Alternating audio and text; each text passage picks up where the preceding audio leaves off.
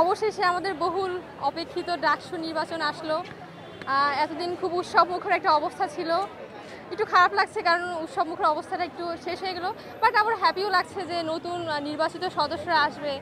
So আর এটা হচ্ছে আমার ফার্স্ট টাইম ডাকসুতে ভোট দেওয়া, সো অনেক খুশি লাগছে।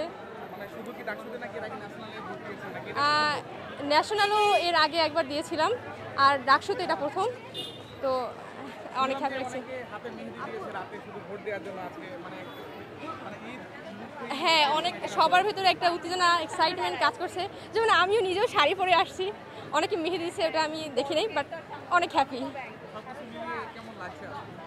হ্যাঁ, সব কিছু মিলিয়ে খুব ভালো লাগছে। আশঙ্কা না ওইরকমভাবে নাই, বাট দেখা যাক ভবিষ্যৎ কী হচ্ছে।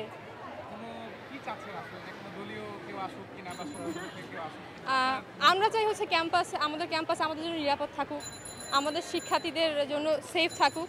এটাই এখন কোনো দলীয় রাজনীতি আসলে সেটা কি আমাদের জন্য ভালো হবে কিনা সেটাও বোঝা যাচ্ছে না এখন। আবার স্বতন্ত্রের উপরও পুরোপুরি বিশ্বাস করে থাকা যাচ্ছে না, মানে কি হচ্ছে এখন বলা যাচ্ছে না। খুব এক্সাইটমেন্ট কাজ করছে, আর হচ্ছে নির্বাচনের পরেও কি হতে যাচ্ছে সেটা নিয়েও এক্সাইটমেন্ট কাজ করছে। সো দেখা যাক কি হয়।